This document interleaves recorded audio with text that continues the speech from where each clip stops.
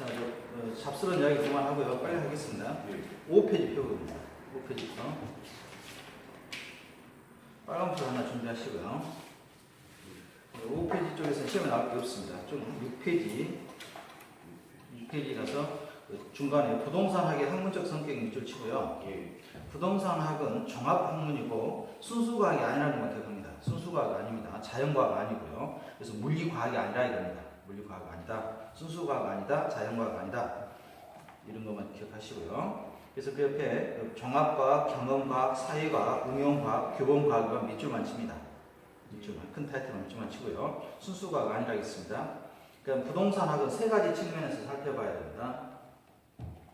세 가지 측면 살펴봐야 되는데 첫 번째가 그 옆에 있는 기술적 측면의 밑줄, 기술적 측면 살펴봐야 되고요. 기술적 측면에서 두 번째 경제적 측면이죠. 가격이죠. 경제적 측면 살펴봐야 되고 그 다음에 법률적 측면, 또 토지가 허락하고 구역인지 이런 거 따라봐야 되겠죠. 공법 측면을 살펴보는 게. 그래서 이것을 법경기 측면이라고 합니다. 세 가지 따라서 합니다. 법경기, 법경기, 그렇죠. 법경기 측면 살펴봐야 되고 쭉 넘어가서요. 10페이지에 보면 우리나라는 종합식 접근 방법을 사용하고 있습니다. 위에 보면 방가로 3번에 양가로 3번 종합식이다. 이해가시겠죠? 여러 가지 한꺼번에 해야지 하나만 해서는 안 되겠다 이겁니다. 쭉 넘어갔어요. 13페이지 넘어가고 14페이지 넘어가고요. 15페이지 보시면 부동산 활동의 주체는 공적 주체가 있고 정부가 하는 거죠. 그다음 사적 주체, 민간이 하는 거고 이 두 사람이 합해서 하는 게 있습니다. 이걸 보고 공사 혼합 부분이라고 제3섹터라고 그러는데 이건 다 뒤에서 투자론 쪽에서 하겠습니다. 다시 한번 공적 주체와 민간 주체가 합해서 하는 것을 뭐라고 한다고요? 공사 혼합. 몇 섹터요? 제3섹터라고 합니다. 이거 개념만 정리하시고 넘어가시고요. 그 다음에 17페이지에서 17페이지 표준산업분류 체계에 따른 부동산의 분류라고 있어요. 도표에. 도표 찾으셨습니까? 시험학습의 도표에 체크만 합니다. 시험에 한 번 나왔습니다. 한 번. 여기 보시면 부동산 투자 금융업은 없어요. 분류, 세 분류를 다 외우셔야 되는데 부동산 임대업, 부동산 개발 공급업, 부동산 관리업, 부동산 중개 및 감정평가업이 있는데 부동산 투자 금융업이 없다는 거, 금융과 관련된 업은 없다는 것만 하나 참 답이었습니다. 모의고사 때 풀어보도록 하고요. 쭉 넘어가겠습니다. 쭉 넘어가셔서 21페이지에 가시면 7번에 양가로 7번에 임장 활동이라는 게 있어요. 임장 활동은 어떤 의미냐면 직접 가서 보라 이겁니다. 부동산을 서류상으로 보지 말고 직접 가서 보고 활동하는 것을 임장 활동이라고 해요. 임장 활동. 직접 발로 뛰는 거. 건물을 공인중개사가 건물을 봤을 때 서류상으로 볼 게 아니라 뭘로 보라고요? 직접 가서 눈으로 보라 이겁니다. 눈으로 가서 보는 것 중 가장 대표적인 게 어디에 위치해 있는지, 주위에 어떤 건물들이 있는지, 유의 환경이 있는지 이런 걸 보라 이겁니다. 임장 활동입니다. 임장 활동이 무슨 뜻이라고요? 직접 가서 보고 확인하고. 그렇습니다. 직접 가서 확인하라 이거예요. 우리 부동산에서는 중요하겠죠? 공인중개사업은. 그래서 시험에 나오는 거고요. 배려의 장기성은 땅이 한번 잘못되면 다시 회복시키기 어려우니까 처음에 할 때 잘 지어라 이겁니다. 환경 문제 여러 가지 배려의 장기성. 그래서 부동산은 땅은 한번 파손이 되면 복구하는 게 어렵죠? C+ 같은 거 기름 유출되면 몇십 년 걸리지 않습니까? 그래서 조심해서 다뤄야 되는 말이고요. 자, 이런 내용인데요. 여기서 한 문제 나올까 말까 합니다. 그 다음에 쭉 넘어가셔서 36페이지에 가시면 부동산의 개념입니다. 부동산 36페이지에 보시면 부동산의 개념에서 중간 정도에 보면 복합 부동산의 개념에 도표가 있을 때요. 체크해놓습니다. 체크하시고 개념만 정리합니다. 자연, 공간, 위치, 환경, 물리적 개념이에요. 물리적 개념이라는 것은 인간이 할 수가 없죠. 그 다음에 경제적 개념은 우리가 소비재 밑에 칩니다. 부동산은 소비재 역할을 합니다. 소비재라는 거. 부동산 소비합니다. 상품이고 자산이고 자본이고 이런 것은 경제적 개념이고요. 법률적 개념은 협의의 부동산과 광의 부동산이 있는데 이건 민법 시간에 배울 겁니다. 협의의 부동산과 광의 부동산은 민법에 나오는 용어고요. 그래서 시험 문제에서 나온다면 물리적 개념에다가 경제적 개념 하나 넣어놓습니다. 골라라고. 또 반대로 경제적 개념에다가 물리적 개념 하나 넣어놓고요. 지금 쉴 것 같은데요. 나중에 그럼 풀어보도록 하겠습니다. 그 다음에 39페이지에 가서 법률적 개념 방금 살펴봤는데 협의의 부동산 민법에서 규정하고 있습니다. 밑줄만 칩니다. 협의의 부동산은 민법 제99조 제1항에서 토지 및 그 정착물은 부동산이다. 이렇게 토지하고 정착물, 토지 이외에 정착되어 있는 것만 부동산 인정하는데 광의 부동산은 토지에 정착되지 않는 것도 우리가 등기가 요하는 것은 광해부동산을 인정합니다. 예를 들어서 선박이라든가 자동차라든가 이런 것은 등기를 하죠. 예. 그래서 이것은 광해부동산인데 작년 시험 나왔고요. 몇 번 문제였습니다. 좀 넘어가셨어요.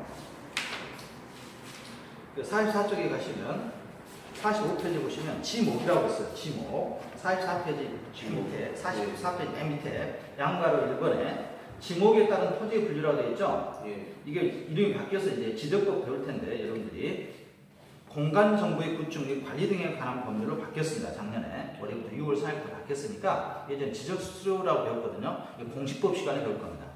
공식법 시간에 배웠는데 저희도 시험 문제 하나 나와요. 나오니까 28개의 지목을 정해놨습니다. 몇 개의 지목을 정해놨다고요?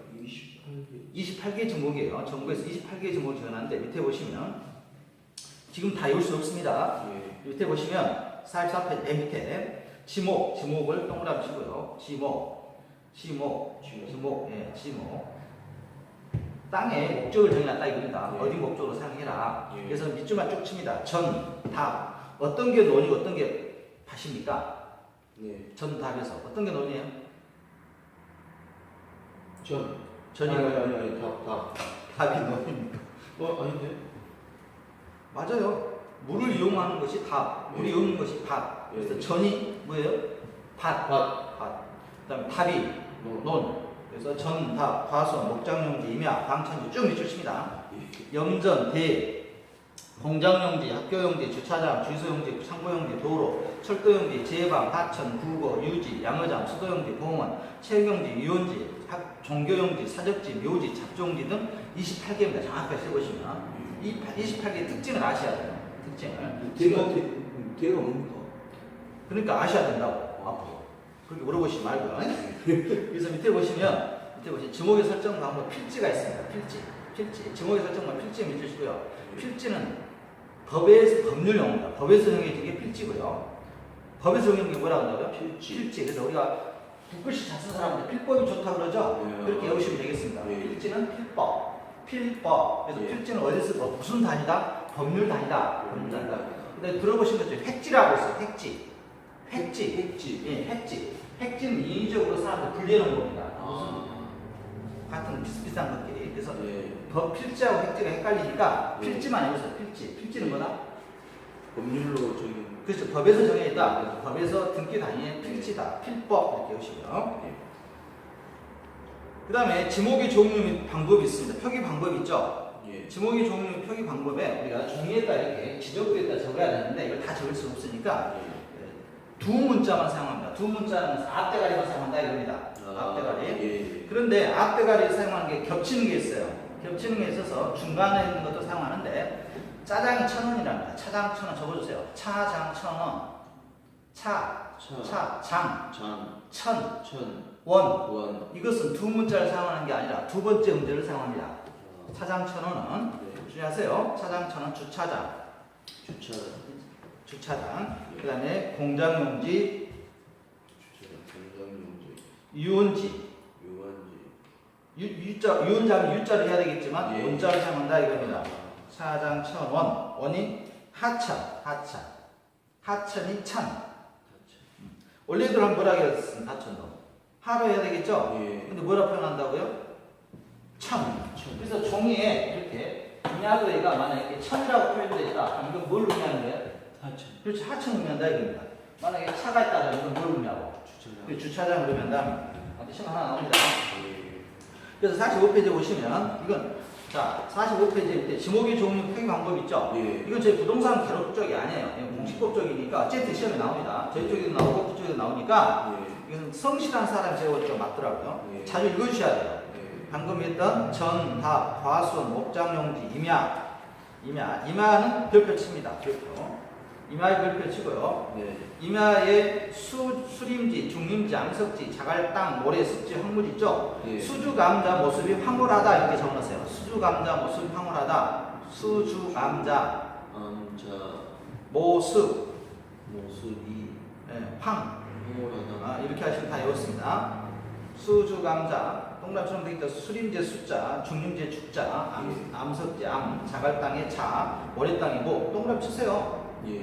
그때 해석할 때 습지의 습, 황무지의 황 이런 식으로 외워주셔야 됩니다. 그래서 임야에 해당되는 것과 임야에 해당되지 않는 이런 문제가 좀 나오니까 답이 가고 있습니다. 예. 광천지, 염적, 대 방금 했죠? 대는 예. 택지 조성공사가 준공된 토지를 대라고 합니다. 택지 여기 신대지구 뭐 이렇게 하죠? 아. 네, 택지 그냥 논이었던 것을 택지 조성하죠? 이걸 보고 대라고 하고요. 그래서 영구적 건축물로 할 수 있는 거 택지지구, 공장용구지, 그다음에 학교용지, 주차장, 주소용지, 창고용지, 도로, 철도용지, 제방, 하천, 국어가 작년에 시험에 나왔죠? 국어는 또랑에다가 인공적인 구성물을 설치해 놓은 거예요. 국어, 용수 또는 배수를 위하여 일정한 형태를 갖춘 인공적인 수로도 여기 하천 옆에 보시면 되겠죠? 조그만 하천 이걸 보고 국어라고 합니다. 국어가 좀 넓은 것이 하천이 되겠죠? 작년에 시험 나왔고 국어는 전혀 나왔습니다. 모의고사 보면 유지는 물을 저장하고 있는 거, 양어장, 수도용지, 공원, 체육용지, 유원지, 종교용지, 사적지, 묘지, 잡종지 이렇게 돼 있습니다. 그래서 부동산 공인중개사 하시려면 이게 무슨 용지인지 아셔야 선생님한테 했으면 드리겠죠. 자, 이것은 제 쪽은 아니었고요. 시험 아무튼 나올 거고요. 쭉 가겠습니다. 쭉 가고요. 그 다음에 49페이지에 용도 지역이 세분 지역이라고 있죠. 예. 이건 별표 치고요. 저하고 할 건 아닙니다. 이건 공법 시간에 반드시 시험에 나옵니다. 영어에 나오는 문제니까 공법 시간에 오셔야 되겠고요. 그 다음 51페이지에 대지, 택지, 부지 뭐 이런 비교가 있는데 이것도 저하고 하는 건 아니고요. 이런 게 있다. 시험에 안 나옵니다. 52페이지에 후보지하고 이행지라고 있죠. 이건 별표 칩니다. 올해 시험에 나올 확률이 높아요. 후보지는 뭐냐면 후보 전환이라 생각하시면 되겠어요. 후보 뭐라고요? 전환의 두 번째 줄 있죠? 동답칩니다. 그렇게 외우세요. 후보지는 전환되고 있는 용도 지역을 말해요. 같은 지역에서 넓은 단위입니다. 후보지는 후보를 바꿔버렸어요. 그래서 우리가 시험 선거 나왔는데 그 사람 나왔지 않아 다른 사람 나왔다. 그래서 후보를 뭐 했다? 전환했다. 이렇게 이해하시면 되겠습니다. 후보 뭐라고요? 후보 전환. 뭐하고 헷갈리냐면 이행지하고 헷갈립니다. 이행지는 같은 지역 내에서 좀 서로 바뀌는 거고요. 용도 큰 넓은 단위에서 바뀌는 것은 후보 전환이라고 농림지가 예를 들어서 주택단지로 바뀌고 있다든가 농지 지역이 농가가. 근데 그 택지 지역 안에서 그 지역 안에서 상업지역으로 바뀌고 있다든가 이것은 후보지가 되겠고요. 큰 단위로 바뀌는 게 뭐라고요? 후보지. 농사 짓던 지역이 공장 들어오고 있다. 이것은 뭐가 바뀌고 있다? 후보가 전환이다. 후보 전환. 근데 공장이 들어왔는데 거기에서 이쪽으로는 예전에 음식거리가 하나도 없었는데 이제 음식거리가 생기고 있어요. 이것은 뭐예요? 이행지. 오케이. 이행지고 있다. 이렇게 보시면 되겠습니다. 그 다음에 필지와 획지는 방금 했고요. 필지는 법적인 개념이라고 했습니다. 필법. 획지는요. 인이죠. 사람들이 나는 것이고요. 그 다음에 맹지. 그 옆에 보시면 맹지가 있는데 맹지는 도로가 없는 땅이에요. 이런 땅. 도로가 없어요. 들어갈 수 없는 땅. 이걸 맹지라고 해요. 맹지. 도로가 없는 땅 뭐라고 한다고요? 맹지. 그 다음에 대지는 이렇게 있는데 이게 자루형 이런 식으로 조그맣게 있는 것을 대지라고 그러고요. 어떤 택지가 다른 택지에 둘러싸여 공공들에 연접되지 않는 택지로 좁은 통로에 의해 접속면을 갖고 있는 자루형의 모양을 갖고 있는 택지를 우리가 대지라고 합니다. 대지. 약간 이건 일본식하고 약간 다른데요. 맹지는 시험에 자주 나왔습니다. 맹지는 뭐가 없다고요? 도로가 없어요. 그러면 어떻게 하겠습니까? 도로가 없는데 어떻게 다니겠습니까, 사람이? 그래서 도로를 만들어야 돼, 나무 땅에다가. 그래서 이제 민법에서 법정지상법 문제가 나오는 겁니다. 민법 역시 나와요. 그래서 암묵적으로 다니잖아요. 못 가게, 주인 못 막잖아요. 그래서 법정지상법 문제가 맹지 때문에 나오는 겁니다. 나중에 뒤에서 하실 거고요. 그다음 나지입니다. 나지도 시험 잘 나와요. 나지는 이거 다 공식법에서 하는 거예요. 나지는 뭐냐면 아무것도 없는 땅입니다. 땅에 건물이 없는 땅. 그래서 옷 벗고 있는 땅. 토지의 건물이나 그 밖에 정착물이 없고 지상권 등 토지의 사용 수익을 제한하는 사법상의 권리가 되어있지 않으면 토지를 말한다 밑줄 칩니다. 토지의 건물이나 그 밖에 정착물이 없고 지상권 등 토지의 사용 수익을 제한하는 사법의 동그라미. 누가 그 땅의 주인이 아니라 이거죠. 주인이 아니라 이걸 뭐라고 한다고요? 나지. 그래서 나지가 가장 비쌉니다. 땅이. 아무도 없는 거. 그 다음에 공지가 있고요. 공지는 도심 지역에 땅 질량이 다 못 짓죠. 100평 있으면 100평 다 못 짓거든요. 60%, 70% 용적률이 있어요. 그럼 나머지 부분을 공지라고 해요. 건물 짓고 난 부분을 뭐라고 한다고요? 공지. 그 다음에 건부지는 방금 낮에 이렇게 건물이 있네요. 건물. 예. 이걸 건부지라고 해요. 땅에 예. 건물이 있다고요. 그럼 땅에 건물이 쓰러져 가는 집이 하나 있어요. 예. 이걸 건부지라고 한다고, 이 땅을. 이 쓰러지는 땅이 없으면 쓰러지는 낮이라고 쓰러져 가는 집이 한 채 있으면 건부지. 건부지. 그럼 이거 낮이하고 건부지하고 시험 문제 나올 때 이 건부지를 평가하냐 안 하냐 이겁니다. 건부지 가격 인정해 줄까요 안 해줄까요? 안 하죠, 안 해요. 그래서 이건 건부 감가라고 해요. 건부 뭐라고 한다고요? 감가. 이거 없는 걸로 한다 이겁니다. 근데 있는 걸로 해주는 경우도 있어요. 어디에서? 그래서 그린벨트 지역이라든가 수용돼 있어요. 정부에서 수용할 때 인정해 주죠. 그래서 건부 감가가 대표적인데 건부 증가하는 경우도 있다는 것만 기억합니다. 시험 잘 나와요. 제 쪽에서도 건부지. 예. 그 다음에 다음 페이지 보시면 7번에 법지와 빈지가 있고, 법지는 소유권이 인정됩니다. 법이 있으니까 법의 소유권 내 땅인데 활용 가치가 없어요. 뭐 경사면의 땅이라든가 이런 거, 경사면, 도로면이 경사면 내 건 맞아요. 내 건 말고 농사 지을 수도 없는 거. 예. 이걸 법지라고 그러고요. 그 다음 기타이고 유희지와 유한지가 있죠. 예. 유희지는 그 사람들이 놀리는 땅이에요. 놀리는 땅, 놀고 있는 땅. 그다음에 유한지는 우리가 농사 짓을 때 오래 여기서 농사 짓고 담이 꺼짓고 그러죠. 지력 향상을 위해서. 예. 지력 향상. 어른들 많이 들어보셨을 거예요. 공안지는 투기 목적으로. 공안지는 투기 목적으로 도시 지역에 살아가고 비어있는 땅. 공안지는 투기하고 기억하시면 되겠습니다. 그 다음에 소지, 산화지, 포락지, 한계지가 이런 게 있고요. 그래서 예제처럼 시험에 나오니까 영어 정리 꼭 하셔야 됩니다. 영어 정리, 방금 했던 영어 정리 중에서 시험에 나오는데 이건 자주 보는 방법밖에 없어요. 한꺼번에 올려가시지 말고요. 57페이지에 보시면 건물의 분류가 있는데 단독주택, 공동주택이 있는데 이것은 공법 시간에 하실 겁니다. 공법 시간에 하실 것이고요. 작년에 저희가 나왔기 때문에 올해는 안 나올 겁니다. 시험에. 쭉 넘어가셔서 59페이지에 가시면 부동산의 속성이 있고요. 또 넘어가서 60페이지에 공간으로서의 부동산. 이 공간으로서의 부동산이 시험에 나오는데 61페이지에 보시면 입체 공간의 활용이라는 게 있어요. 입체 공간, 부분지상권, 지하 공간, 그 다음에 3번에 개발권 양도 제도라고 있죠? 별표 칩니다. TDR, 개발권 양도 제도가 있는데,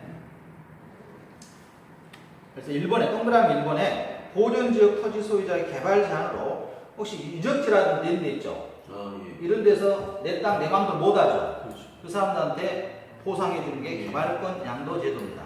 그래서 보존지역 토지 소유자의 개발 제한으로 발생하는 손실을 개발 가능 지역의 토지를 개발할 수 있는 개발권이라는 권리를 부여함으로써 손실을 보존하기 위한 제도로 개발 가능 지역 토지 개발권을 인정하는 것이지 소유권을 부여하는 것은 아니다. 밑줄 칩니다. 개발권을 인정해 주는 겁니다. 여러분 사장님이 가지고 있는 집이 유적지에 있어. 그래서 이거 개발 못해. 사적 침해죠. 그래서 이걸 개발권을 이제 팔아요. 개발권을 누가 사겠습니까? 건설업자가 사겠죠. 건설업자가 사가지고 이걸 개발권을 사가지고 신대주구에서 자기가 100평을 짓고서 500평 지을 수 있다 이겁니다. 이게 개발권 양도 제도예요. 근데 우리나라에서는 널리 시행되고 있지 않습니다. 우리나라에서는 널리 사용되고 있지 않다. 그래서 3번에 보시면 역사적 유물 미국에서 4번에 우리나라에서도 지금까지는 아무튼간에 개발권 양도 제도는 널리 사용된다, 사용되지 않는다. 사용되지 않는다. 오케이, 이게 시험 문제 주로 나오고 있고요. 그다음 다음 페이지 용적률 인센티브 제도 밑줄 칩니다. 용적률 인센티브 제도. 용적률 인센티브 제도는 공중공간과 관련되어 있습니다. 뭐가 관련되어 있다? 공중공간이 뭔지 아십니까? 이 공중.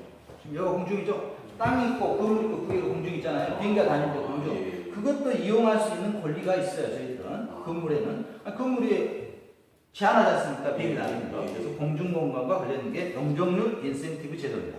자, 다시 한번 용적률 인센티브 제도는 뭐와 관련되어 있다? 공중공간. 시험 문제에서 뭐라고 할 것 같아요? 공중의 반대말. 지하공간. 지하. 용적률 인센티브 제도는 뭐와 관련되어 있다? 공중공간과 관련되어 있다고요. 지하공간 아닙니다. 웃지 마시고 시험 이렇게 나오니까. 용적률 거래 제도가 있고요. 영종률 인센티브 제도하고 영종률 거래제도 조금 다릅니다. 영종률 거래 제도도 영종률을 거래하는 것이 이것도 어디하고 관련돼 있겠습니까? 영종률이니까 건물과 관련, 공중과 관련됐습니다. 뭐가 관련됐다고요? 공중공간과 관련됐다는 거. 자, 개발권 양도 제도는 공중공간을 이용하는 제도이다. 맞습니까? 틀립니까? 개발권 양도 제도 방금 TDR 얘기했잖아요. 이건 공중공간 이용하는 겁니까? 예. 아니죠. 공중공간 관련 없잖아요. 이것은. 예. 영종률 인센티브 제도는 지하공간을 이용하는 제도이다. 틀려요. 뭐하고 관련됐다겠죠? 공중공간과 관련됐다겠어요. 시험에 나오고요. 나중에 틀려보면 알 겁니다. 64페이지 가고 있습니다. 이런 문제 틀려봐야 돼요. 자, 64페이지 보시면 지구의 중심이 있고 지표권이 있고 공중이 있잖아요. 64페이지 도표. 이거요? 네. 있죠? 이해 가죠? 예. 지구의 중심이 있고 이건 지하공간일 거 아니에요. 예. 위에 보면 공중공간이 있을 거 아니겠습니까? 그래서 공중공간을 이용하는 것이 영종률 인센티브 제도와 영종률 제도가 있다. 그래서 우리가 건폐율이 있고 영종률이 있습니다. 건물 칠 때. 예. 건물 칠 때 건폐율은 땅에 100제곱평방미터나 몇 프로를 인정했잖아요. 60%면 60제곱평방미터만 치는 거죠. 예. 근데 탈락 1층만 치는 건 아니잖아요. 그렇죠. 위로 몇 표를 칠 거냐 이게 영종률이잖아요. 예. 그럼 또 영종률이 50%다 하면 300평까지 칠 수 있는 거지 않습니까? 영종률은 위로 올라가는 겁니다. 예. 그 다음에 쭉 넘어가셨어요.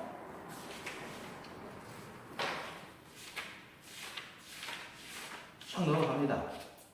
지금 부동산의 특성까지 해서 두세 문제 나와요. 제입적 문제가 아니고 막 섞어져서 나오는 거니까. 자, 90페이지 나가면 토지의 특성 있죠. 90페이지 가면 토지의 특성 있습니다. 예. 중요합니다. 예. 지금 부동산 개론에서도 중요하니까 시험에 무조건 나옵니다. 원래 나올 거예요. 자, 토지의 자연적 특성에 보시면 먼저 부동성이 밑줄 쳐봅니다. 부동성. 부동성. 자, 부동성이 뭐냐면 자, 움직이지 않는 성질을 부동성이라고 해요. 부동성. 이 건물 내일 아침 이사 갔을까요? 딴 데로? 아니요. 그걸 보고 뭐라고 한다고요? 부동성. 부동성. 땅의 고정성, 부동성. 움직이지 않는다 이겁니다. 움직일 동이잖아요. 한번 쓰면. 예. 움직이지 않는 성질을 뭐라고 해요? 부동성. 다시 한번. 부동성. 움직이지 않는 성질을 뭐라고 한다고요? 부동성. 처음들 좀 처음 들어보시죠? 부동성이 너무 헷갈려서 그러시는 거예요. 그래서 한문을 쓰면 쉬워요. 동성, 동적이다, 움직인다 이런 뜻인데 거기에 부자가 들었으니까 아니 부자가 이럽니다. 움직이지 않는 성질이 뭐라고요? 부동성. 부동성. 땅은 움직여요, 안 움직여요? 움직임. 안 움직입니다. 땅을 안 움직이기 때문에 여러 가지 문제가 발생하는 거예요. 만약 땅이 움직이면 여기 있는 땅 두고 가서 서울 명동에 딱 갖다 놓고 내 땅에 하면 좋잖아요. 근데 그럴 수 있다 없다? 없다. 그 시험에 안 나니까요. 예. 부동성. 부동성. 그 다음에 넓히는 걸 뭐라고 해요? 넓히는 거? 증가한다 그러죠? 부동성. 그래서 넓히는 걸 뭐라고 해요? 부동성. 아니 넓히는 걸 뭐라 해요? 넓어지는 것을 증가한다고 그러잖아요. 증가. 근데 땅이 내려치면 자라나요? 안 자라죠. 그걸 보고 이거는 부증성이라고 합니다. 그래서 영어 자체가 어려운 게 아니라 예. 처음 들어오는 게 생소해서 그런 게 움직일 동, 이 성질, 예. 땅으로 움직이는 성질. 근데 땅은 움직이는 성질이 있다 없다? 없다. 없다. 땅은 증가하는 성질이 있다 없다? 없다. 땅은 증가하는 성질이 없으니까 예.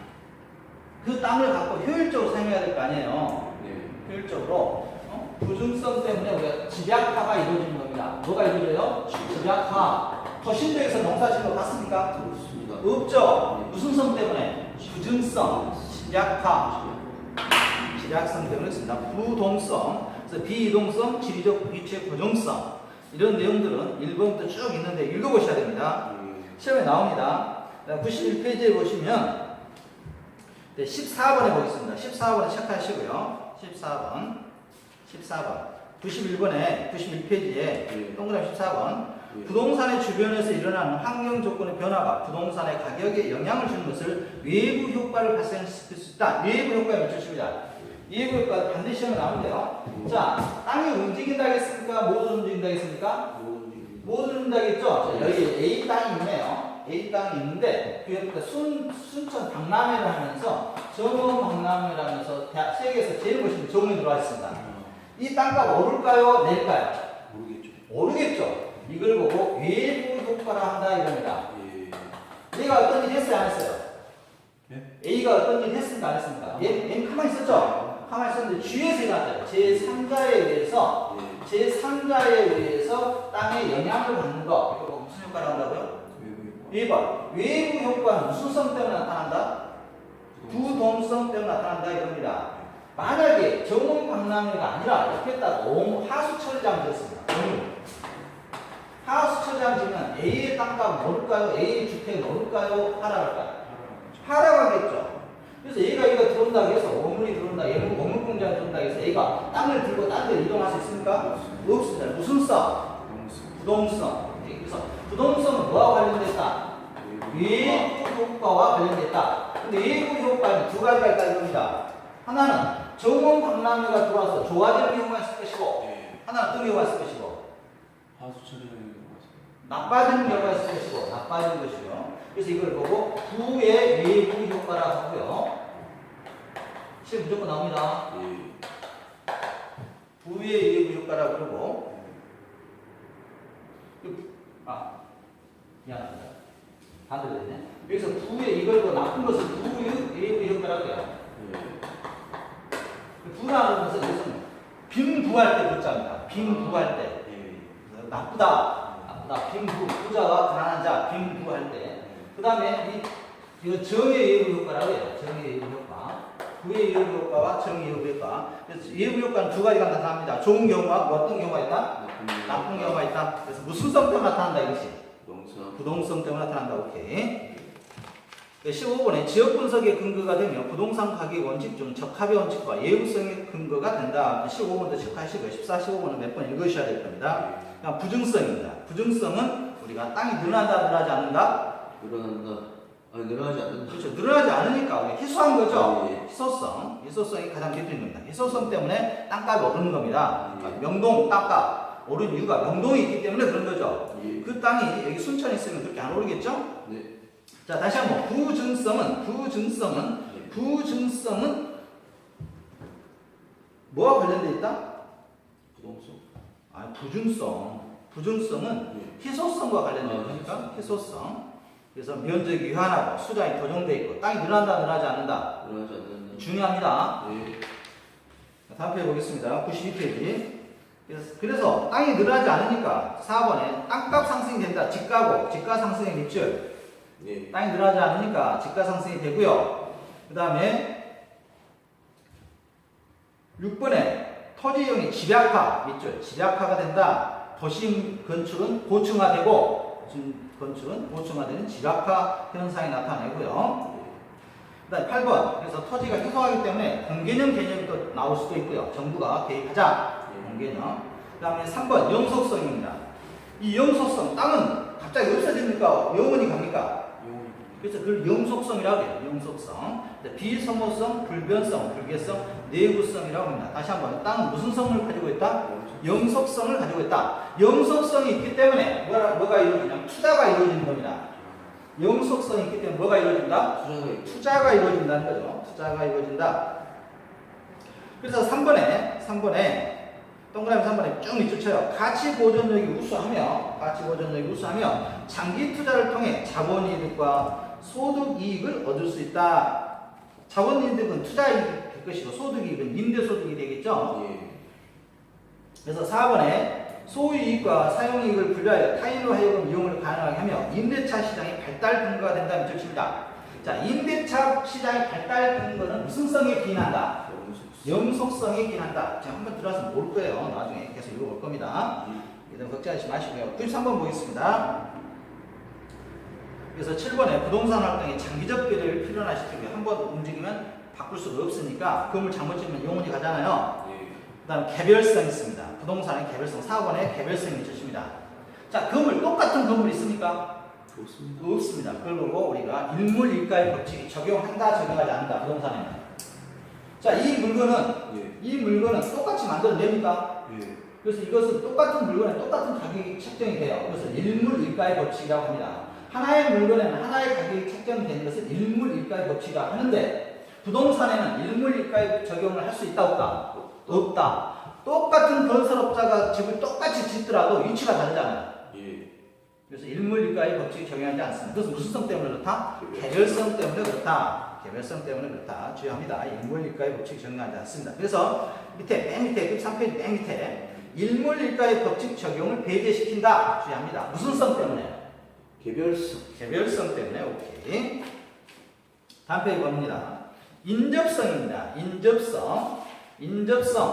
인접성은 땅이 학교 근처에 있느냐, 옆에 공장 주변에 있느냐, 이거 인접성이죠? 어디 위치에 하느냐가 인접성이고요. 인접성. 그래서 인접성 또 무슨 효과가 있겠습니까? 외부 효과가 있겠죠? 그렇습니다. 그래서 외부 효과를 나타내는 것은 두 가지가 나오네요. 첫 번째, 부동성에 의해서 외부 효과가 나오고, 또 하나는 뭐가 나와요? 인접성에 의해서 외부 효과가 나오고 있습니다. 인접성. 이 정도만 하면 되는데요. 나중에 다시 정리할 것이고요. 그 다음 95페이지에 보시면 용도, 토지의 인문적 특성입니다. 방금은 자연적 특성이었고요. 자, 인문적 특성이 붙여주시고, 인문적 특성은 사회 경험적으로 나타나는 특성을 말하겠죠? 첫 번째, 용도의 다양성이 붙여줍니다. 용도의 다양성. 이것은 최유효 이용입니다. 가장 좋은 걸로 사용하겠죠. 그 건물이. 최유용의 성립 근거가 되는 것이 용도의 다양성이고요. 자, 분할 합병을 가능할 수도 있고요. 다음 답변해 보겠습니다.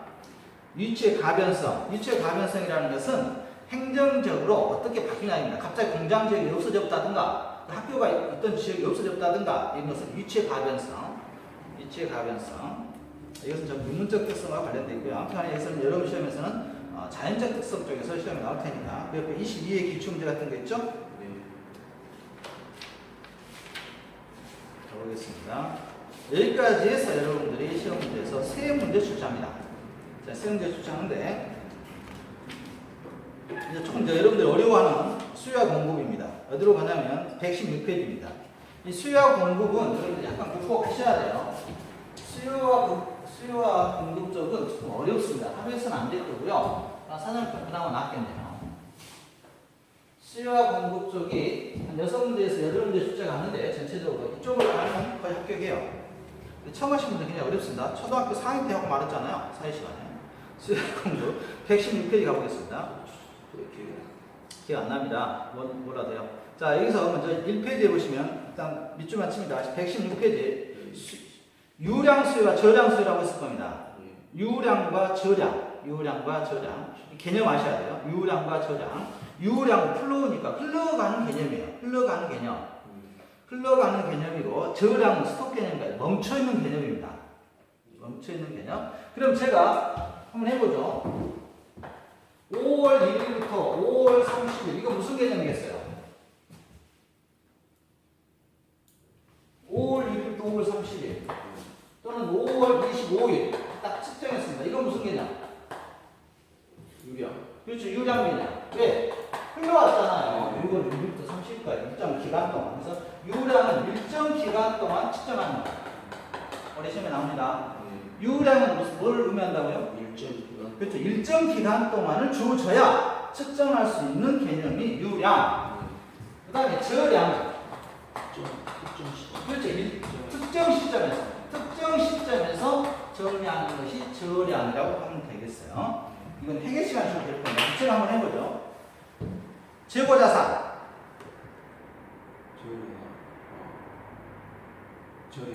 저량입니까? 지금 현재 재고 얼마 남았냐 이거죠? 그다음 공급량.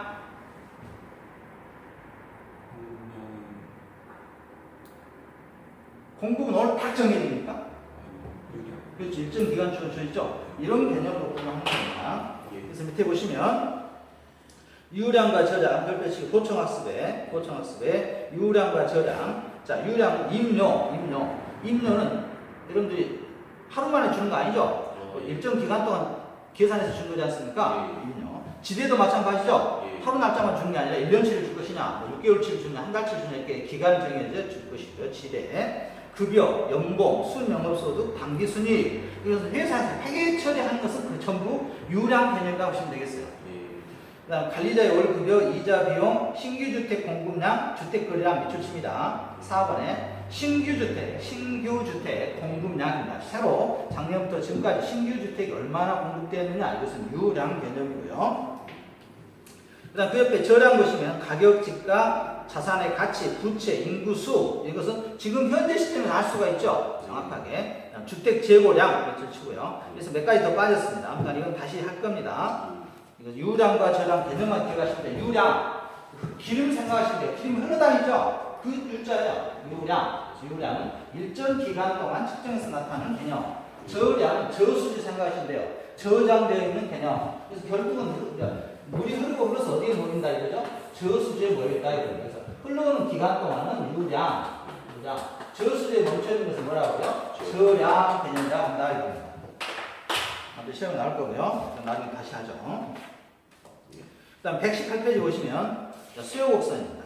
수요 곡선은 우하향하는 곡선을 나타냅니다. 수요 곡선은 이런 식으로 우하향한다. 수요 곡선은 우하향. 수요는 우하향하고요. 공급 곡선은 우상향합니다. 하도 오래돼서 잊었을 겁니다. 그래서 수요와 공급이 만나는 점에서 뭐가 이루어집니까? 가격이 이루어지죠? 균형 가격이라는 이것을. 자, 이 정도는 압니다. 일단 먼저 수요는 무슨 성질이 있다? 우하향합니다. 우하향하는 곡선을 나타내고 공곡선은요. 우상향하는 공급곡선을 나타낸다는 것만 기억합니다. 그 다음 수요 함수가 있고요. 밑에 보면 수요 법칙이 있는데요. 수요 함수는 수요에 어떤 것들이 영향을 미치냐 이겁니다. 수요에 영향을 미칠 수 있는 게 인구라든가 뭐 가격이라든가 소득 수지라든가 소비자의 기호라든가 그다음 공법상 규제라든가 금리라든가 조세라든가 이런 것 전부 수요 함수라고 해요. 이런 걸로 열 필요 없습니다. 그렇고요. 그다음 수요 법칙은 중요합니다. 수요 법칙은 체크하시고요. 수요 법칙은 기본이니까 수요 법칙은 가격과 저희는 전부 가격하고 수요인데요. 이 두 개로 가지고 나타나는 겁니다. 수요 법칙은 가격에 의해서 수요량이 어떻게 결정되느냐 이겁니다. 수요량이. 자, 법칙이니까 수요 법칙이니까 거기에서 정의할 정도로 완벽해야 되겠죠. 일정한 규칙을 따라야 법이라고 하는 겁니다. 자, 그렇다면 수요와 가격과 수요량에서 시소를 부를 줄 알아야 돼요. 시소. 반대로 움직입니다. 자, 무슨 말이야? 가격이 상승하면 수요량은 그렇죠. 하락하죠. 당연히. 그다음 가격이 하락하면 수요량은 증가하고 이걸 보고 수요 법칙이라고 해요. 수요 법칙은 가격과 뭐의 관계다? 수요량의 관계다. 둘이 무슨 관계에 있다? 반대 관계에 있다. 반대 관계에 있다. 수요 법칙은 반대 관계에 있습니다. 수요 법칙은 반대 관계에 있어요. 공급 법칙은 같이 움직입니다. 가격이 상승하면 공급도 늘어나요. 공급량도. 생각해보세요. 금물 가격이 오르니까 공급자 지어서 팔려고 하겠죠. 그러나 수요 법칙은 수요는 소비자 입장에서 하는 거니까 수요 법칙은 가격이 상승하면 수요량은 하락하고 가격이 하락하면 수요량은 증가하는 이걸 보고 무슨 법칙을 한다고요? 수요 법칙이라고 합니다. 초등학교 4학년 이후에 처음 들어보셨을 거예요. 수요 법칙입니다. 이걸 굉장히 어려운다잖아요. 그래서 수요 법칙에 별표 치고요. 그 옆에다가 시소 이렇게 지처럼 그려놓습니다. 시소 그리면 쉬워요. 시소는 혹시 타봤습니까? 어렸을 때. 그래서 가격과 한쪽에는 가격이 앉아있고 한쪽에는 수요량이 앉아있는 겁니다. 수요량이 증가한다는 것은 가격이 하락하는 겁니다. 그래서 결국 가격 갖고 움직이는 겁니다. 가격에 의해서 수요량이 어떻게 변하는가 이걸 나타내는 법칙을 뭐라고 한다고요? 수요 법칙이라고 한다 이겁니다. 좀 어렵습니다. 그 다음에 수요 곡선은 어떻게 움직인다고요? 우하향하는 곡선을 나타낸다. 수요 곡선. 3번에 방가로 3번에 양가로 3번에 수요 곡선에 밑줄 치고 M 밑줄에 수요 곡선 우하향하는 모습을 띠게 된다 밑줄 칩니다. 우하향. 그래서 119페이지에 있죠? 119페이지에 우하향하는 도표가 있습니다. 5개 있을 때 3,000원이었던 가격이 10개로 늘어나면 2,000원 떨어져. 가격이 떨어지는 거죠? 가격이 떨어지니까 뭐가 늘어납니까? 수요량이 증가하고 있죠?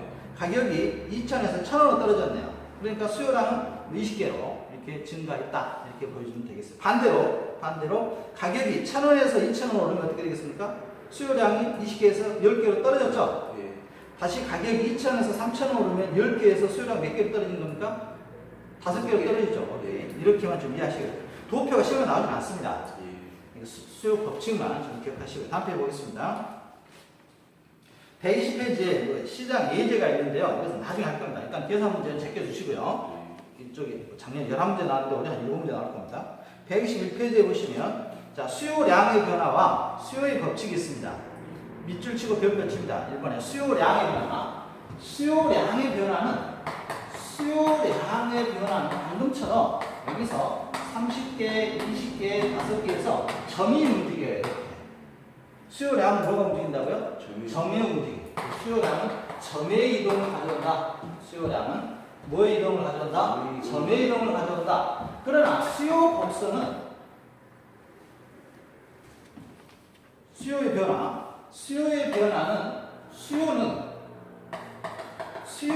변화는 곡선 자체가 움직여버려요. 수요의 변화는 뭐가 움직인다고요? 곡선 자체. 그래서 수요량은 뭐하고 관련되어 있고요? 가격이 변해서 움직이는 것은 수요량이고요. 가격에 의해서 움직이는 것은 점의 이동을 가져오고, 그다음 가격 위의 요인, 인구수의 증가라든가 생산비의 증가라든가 생산비의 향상이라든가 기타 이런 여러 가지 사회적인 요인에 의해서 움직이는 것은 수요의 변화라고 하는데, 이것은 뭘 가져온다? 곡선 자체가 움직여요. 곡선 자체가 움직인다는 거예요. 그래서 이 121페이지 보시면 수요량의 변화 밑줄 치시고 당해치하의 가격의 동그라미 치시고요. 가격의 동그라미 치고 가격이 변하면 수요량이 변하여 수요곡선 내에서 점의 이동, 점의 동그라미 치고 별표 칩니다. 외우셔야 돼요. 수요량은 뭐에 의해서 움직인다? 가격. 그렇지, 가격이 움직이면 뭐가 움직인다? 점이 움직인다. 그럼 가격 외의 요인, 수요 함수에서 여러 가지 요인이 있는데 가격 외의 요인에서 예를 들어 따져볼까요? 인구가 증가했습니다. 수요 곡선 자체가 움직인다고.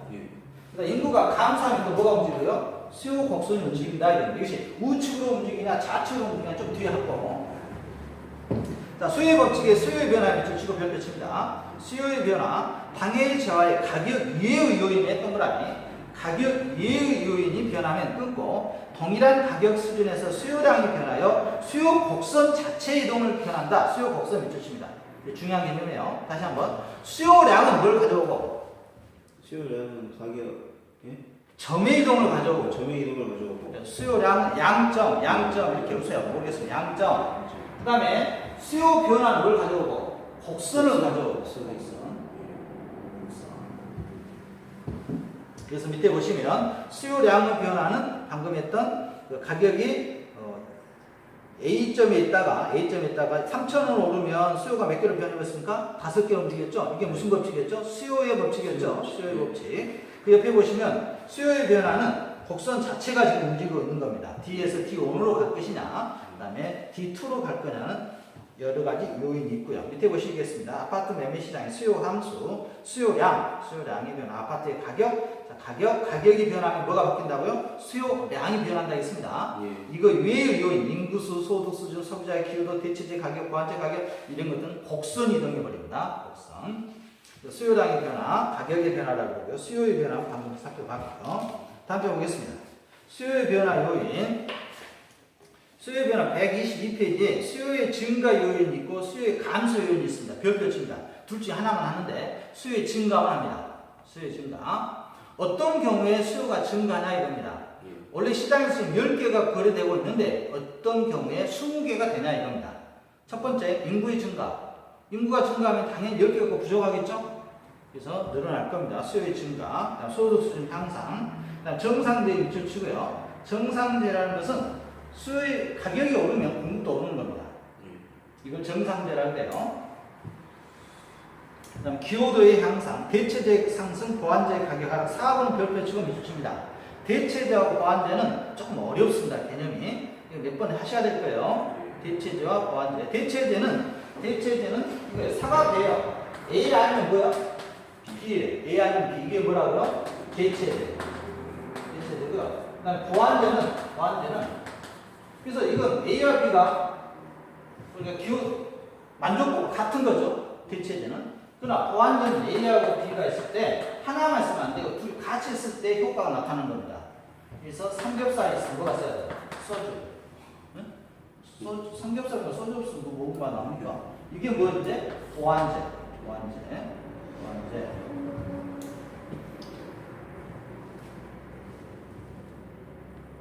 좀 개념 좀 나중에 정리하셔야 될 거고요. 금리의 인하의 동그라미입니다. 금리의 인하는 수요의 증가는 좋아진다고 보시면 되겠습니다. 정리, 좋아지는 쪽. 수요의 증가 이유는 좋아지는 거. 좋아지는 것은 우측으로 이동합니다. 아무튼 좋아지는 거. 좋아지는 것은 어디로 움직입니까? 우측으로. 나빠지는 것은 좌측으로 움직입니다. 공곡선에도 마찬가지예요. 사장님 생각하기엔 좋은 개념이네. 그럼 우측으로 가는 것이 나쁘다. 그러면 어디로 가고? 좌측. 금리 인상. 좋아졌습니까? 나빠졌습니까? 나빠졌죠. 그러니까 수요곡선 어디로 갈까요? 좌측으로 가겠다. 이거는. 금리 인하는 좋아졌죠. 어디로 가고 수요곡선이? 우측으로. 이런 개념을 생각하시면 돼요. 이게 시험 문제에서 다음 중 수요곡선이 좌측으로 이동하는 경우와 우측으로 이동하는 경우를 고르시오 이런 문제가 나와요. 천천히 읽어보는데 가장 어려운 게 4번이라 이겁니다. 대체재 가격 상승은 수요의 증가를 가져오고 보완재 가격 하락도 수요의 증가를 가져옵니다. 이건 지금 한 번 해서는 안 되니까 나중에 하겠고요. 그 다음에 가격 상승에 대한 기대감 보조, 핵가족화, 인플레이션 확산. 그 다음 11번에도 동그라미 쳐놓고요. 11번 대부 비율의 상승, 총 부채 상환비율의 상승. 그래서 시험 영어에 나오죠. 사장님 이거 잘 아시겠네. LTV와 DTI. LTV는 담보에 대한 대출이죠. 부동산 담보에 대한 대출 비율이 50%에서 60% 늘어지면 좋아졌습니까? 나빠졌습니까? 5천만 원 대출 받는데 6천만 원 해준대요. 좋아졌죠? 예. 그러니까 어디로 움직이겠어요? 우측으로. 오케이. 그다음에 총 부채 상환 비율, DTI도 소득에 대한 대출 비율이지 않습니까? 예. 이것도 처음에 50%였는데 60% 늘어났대요. 예. 그러면 소비가 늘어나겠죠? 그래서 좋아지는 겁니다. 수요의 요인이 되겠습니다. 그다음 수요의 감소는 반대 개념으로 생각하시면 되겠고요. 수요의 증가 요인. 별표 쳐놓습니다. 몇 번 하겠습니다. 쭉 넘어가셔서요. 부동산 수요의 유형 및 특징, 부동산 수요의 특징. 이 부동산 수요의 특징에서, 그 다음에 한 장 넘겨 126페이지에 수요의 탄력성. 이 수요의 탄력성 계산 문제 나오는데요. 계산 문제가 단 한 번도 빠진 적이 없습니다.